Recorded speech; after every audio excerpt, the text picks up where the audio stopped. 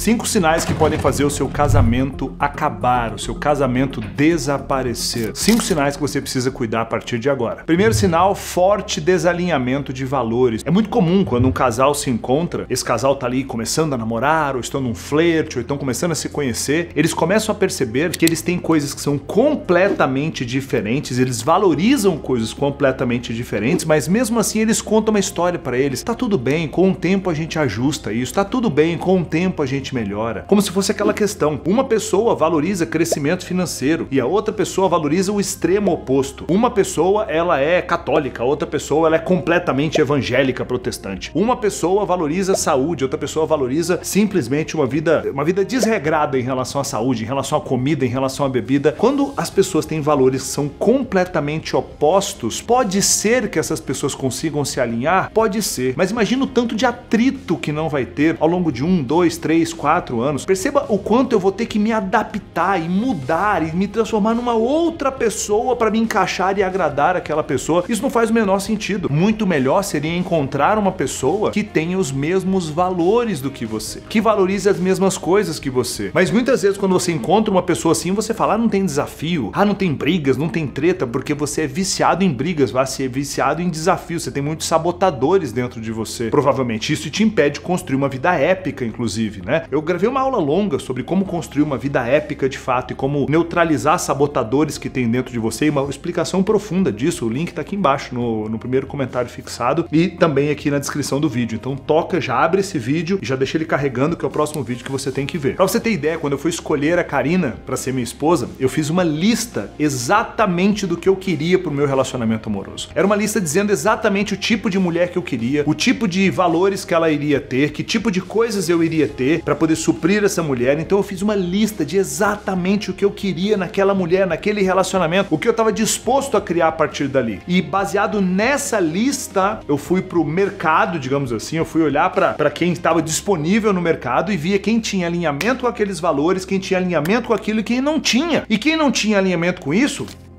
obrigado, um abraço, até mais. Quem tinha alinhamento com isso foi a Karina. E baseado naqueles valores eu escolhi a mulher certa pra mim. Só que eu quero te dizer o seguinte, se você errou no recrutamento, você tem que caprichar no treinamento. O que isso significa? Talvez você escolher uma mulher que não tem os mesmos valores que você, ou um homem que não tem os mesmos valores que você. Você tem 2 opções agora. A primeira opção é você trabalhar pra ir lentamente moldando os valores dessa pessoa. A segunda opção é aceitar a pessoa com aqueles valores, amar a pessoa com aqueles valores e it's over. Só tem essas 2 possibilidades. Não tem a possibilidade de você ficar reclamando sobre a porra da ausência de valores alinhados com os seus, porque você já recrutou aquela pessoa, já selecionou aquela pessoa. Ainda mais se você já casou na igreja com aquela pessoa aí, meu amigo, até que a morte o separe e você vai precisar trabalhar aquela pessoa. É a sua cruz, você tem que carregar essa cruz a partir de agora. Então, como é que você faz pra ir moldando os valores dessa pessoa? Primeiro, se você não encontrou alguém ainda, encontre alguém que tem os valores parecidos com o seu. Se não, você vai ter que ir, lapidando, falando. Teve coisas que a Karina, pra lapidar em mim, teve que falar, sei lá, 15, 20, 30 vezes a mesma coisa ao longo de 2, 3 anos. Aí eu mudei aquilo. Eu vejo pessoas que falam, mas eu já falei várias vezes. Eu falo, várias são quantas? Aí a pessoa falou 2, 3 vezes. Não. Sabe, você vai precisar falar de formas diferentes, abordar de formas diferentes. Você falou de uma forma mais rude, fala de uma forma mais mansa. Você coloca alguém pra ir falar aquela coisa no ouvido daquela pessoa. Cria um ambiente diferente pra colocar a tua esposa naquele ambiente diferente, com novas amigas, com novas pessoas. Cria um ambiente diferente pra colocar teu marido naquele ambiente. E tudo isso vai fazendo com que você consiga moldando lentamente os valores daquela pessoa. Eu quero que você entenda esse processo. Ou você aceita os valores dessa pessoa e ama essa pessoa desse jeito, ou você vai lentamente moldando os valores daquela pessoa. Eu e a Karina escolhemos em alguns valores e moldando uns aos outros, o que a gente não estava 100% alinhado, né? Mas nos outros eu aceitei. Tem coisas que a Karina tem que eu aceitei e tem coisas que eu tenho que a Karina aceitou. E a gente é feliz dessa forma. Só que se você tem um alinhamento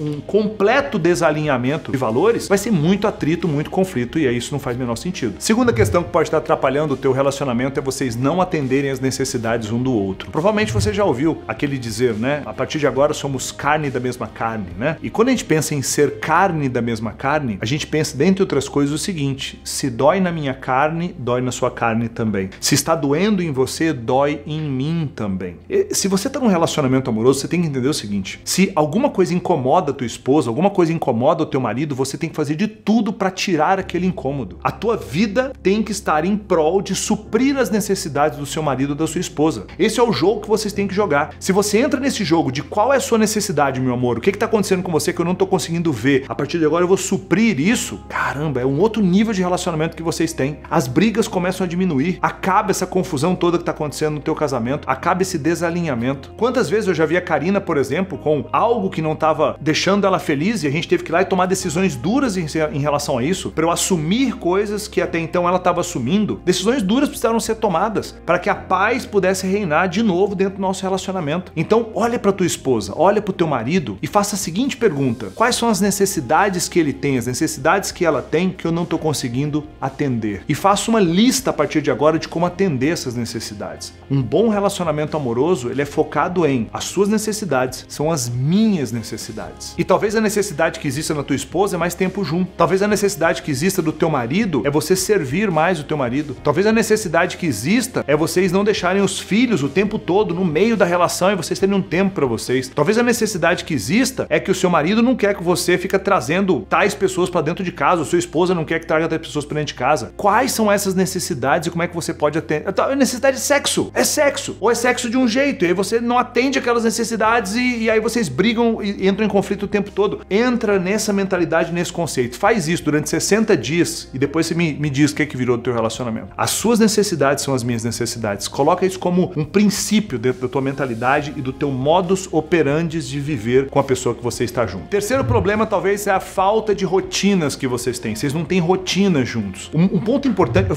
vejo até algumas coisas aparecendo já, né? Casais que dormem em quartos separados, casais que vivem em casas separadas. Então, pra que casa, né? Eu fico pensando, né? Pra que casa? Isso não é pra constituir uma família. E uma família significa filhos. Uma família significa, né? O casal tá aberto à vida. Eu e a Karina estamos abertos à vida, né? Deus não nos deu um filho ainda, não nos abençoou com um filho ainda, mas estamos abertos à vida. Estamos chutando pra gol aí direto e o gol não tá acontecendo, né? Mas a instituição precisa ser um casal aberto à vida, um casal que mora junto, um casal que tem rotina juntas. E muitas vezes está acontecendo no seu relacionamento é um desalinhamento de rotina. Eu vejo muito casais brigando e casais se desentendendo porque simplesmente eles não têm mais intimidade. E como é que eu vou ter intimidade se eu não tenho rotina? Como é que eu vou ter intimidade se eu não tenho rotina? Como é que eu vou ter rotina se eu não faço um alinhamento do que é rotina, o que é importante pra mim? Deixa eu te dar alguns exemplos de rotina. Será que vocês fazem a noite do casal? A noite do casal é aquele momento, uma vez por semana, uma vezinha por semana. Meu amigo, eu tô falando de uma vez por semana, são 4 vezes por mês só. O mês tem 30 dias, você vai tirar 4 noites pra fazer a noite do casal. De 30 dias, 4 noites. E aí você vai só você e sua esposa, só você e seu marido. Sem filhos, sem amigos, sem colegas, sem parentes, só vocês dois. Durante 3 horas juntos, pra fazer um jantar em casa, pra pedir um delivery que seja, pra poder e comer só vocês dois ali, abrir um vinhozinho, pra vocês verem uma série juntos, vocês dois ali roçando pé com pé e tal. Muitas vezes nem existe essa rotina mais, não tem a noite do casal, ela acontece, sei lá, a cada 2, 3 meses, quando vocês brigam muito e vocês tentam recuperar o relacionamento. Essas rotinas são cruciais, a rotina de vocês dormirem no mesmo horário, de vocês irem pra cama no mesmo horário e dormirem no mesmo horário. Eu vejo casais que vão se desalinhando e se distanciando fisicamente, um vai pra cama às 10 horas da noite, o outro vai pra cama 2 horas da manhã. Ah, mas é assim que o nosso trabalho é, mas muda a porra do trabalho, o casamento é a coisa mais importante, não é o trabalho a coisa mais importante, muda isso, pra que vocês possam ter rotinas de ir pra cama junto, rotina de fazer refeições juntas entre você, sua esposa, você e seu marido, a família. Aí talvez vocês não tomam café da manhã junto, não almoçam junto, não jantam junto, não dormem juntos. Que diabo é isso? Vocês precisam dar preferência, colocar como uma prioridade, colocar como algo sagrado. Sabe o que é algo sagrado? É algo que é sacro. Sabe o que é algo sacro? É algo que você faz um sacrifício por. Se o seu relacionamento é sagrado, você precisa fazer um sacrifício em relação àquilo. Caso contrário, como é que as coisas vão fluir? Caso contrário, como é que vocês vão fazer com que isso funcione? Colocando isso sempre como no item de prioridade da sua vida, a quinta coisa mais importante, aí não funciona. E se tem algo que você e seu marido, ou você e sua esposa precisam assistir, é o vídeo que eu deixei fixado nos comentários aqui embaixo. É uma verdadeira aula. Já toca no link que tá aqui no primeiro comentário fixado na descrição e abre esse vídeo aí. Quarto elemento que pode estar destruindo o teu relacionamento é não respeitar a ordem familiar. O que isso significa? Existe uma ordem em todo relacionamento. Existem os seus pais, existem você e seus irmãos, existem os seus filhos. Quem veio primeiro, quem veio depois. E a partir do momento que você cria uma família, você deixa a sua família de origem, que são seus pais, seus irmãos, e você cria essa família de destino, que agora é a sua família, você e sua esposa, você e seu marido, você e seus filhos. A partir de agora, essa é a sua família. E quem estava e veio antes se tornam os seus parentes. a sua prioridade precisa ser a sua esposa e os seus filhos. Em segundo plano ficam os seus pais e os seus irmãos. Quando você entende isso, você respeita a lógica e a ordem familiar. E quando você respeita esse princípio, as coisas voltam para o seu lugar. As coisas ficam organizadas. Como é que eu vejo relacionamentos sendo destruídos? Quando, por exemplo, o marido vai lá e que aquele marido que é o filhinho da mamãe,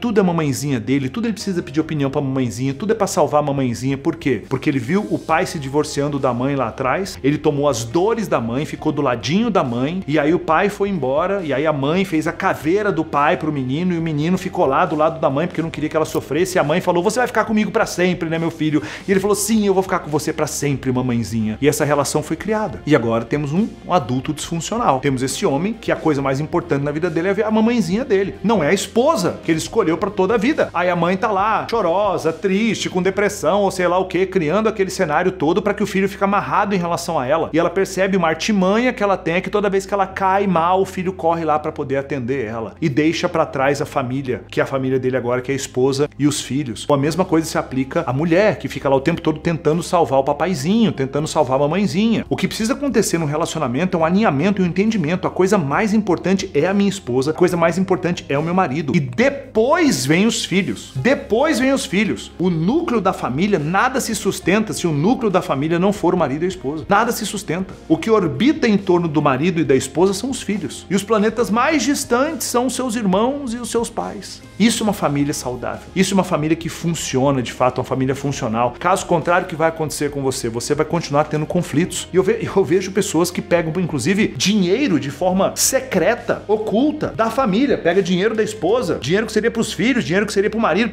e pega e começa a dar esse dinheiro ocultamente pra mãe e pro pai, que tem vício em jogo, que vive fazendo dívidas, ou pro irmão que usa drogas. Isso é um tipo de traição. E eu quero que você entenda que você tá traindo teu esposo, teu marido, fazendo algo que é completamente desalinhado em relação a você. Coloca as coisas num lugar. Ah, a esposa me enche o saco em relação a isso, ela tá certa. Meu marido enche o saco em relação a isso, ele tá certo. Coloca como prioridade o meu marido, a minha esposa, depois os filhos, depois vem todo o resto. Você tem que respeitar essa ordem, caso contrário vocês vão continuar brigando e essa família pode acabar. Eu não quero isso. E o quinto item, o uso desregulado de celular. Isso é a bênção e a desgraça do tempo moderno, o uso desregulado do celular. Quantas brigas vocês já tiveram por conta de uso de celular? Quantas brigas? E aí eu vejo o presenteísmo nos relacionamentos. É muito engraçado. Eu e a Karina, a gente gosta de ir para restaurante toda semana. A gente adora ir no Gero, a gente adora ir no Makoto, que é um restaurante japonês que tem... O Gero é um restaurante italiano, o Makoto é um restaurante japonês que tem aqui em São Paulo. A gente adora esses restaurantes, a gente vai lá e a gente chega lá e a gente vê o comportamento dos casais. Como é comum.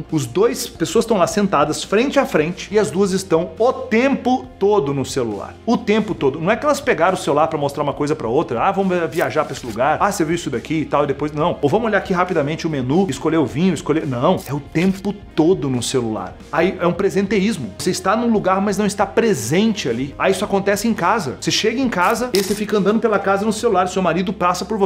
Você tá sentado no sofá, o seu marido tá do seu lado, sua esposa tá do seu lado e estão rodando o celular os dois ali. Passaram um dia inteiro longe um do outro. E agora que estão frente a frente um com o outro, podendo ter tempo de qualidade durante uma hora junto que fosse, reduzem isso para minutos, segundos talvez de atenção plena. E ficam rodando redes sociais. Perceba a mensagem que você tá passando para esse relacionamento. Tudo que é lá fora é mais importante do que está aqui dentro. As pessoas lá fora são mais importantes que o meu marido, a pessoa lá fora é mais importante que a minha esposa. Qualquer coisa lá fora é mais importante do que quem tá dentro do meu teto, embaixo do meu teto, dentro do meu lar aqui. Mais importante que o meu filho, que é pequeno, que tá precisando da minha atenção, mais importante que o meu marido, que é o único homem que eu escolhi pra estar comigo pro resto da vida, mais importante que a minha esposa. Olha que mensagem você passa. Será que isso não tá desregrado? Será que você não deveria colocar regras, que eu sugiro algumas regras pra você? Regras, coisa simples. Depois das 19, 20, 21 horas, eu não sei, define essa regra, você e seu marido, vocês não pegam mais no celular, só se alguém ligar pra vocês. Ou seja, você chegou em casa, já bota o celular pra carregar lá no quarto enquanto vocês ficam na cozinha, na sala, sem pegar no celular.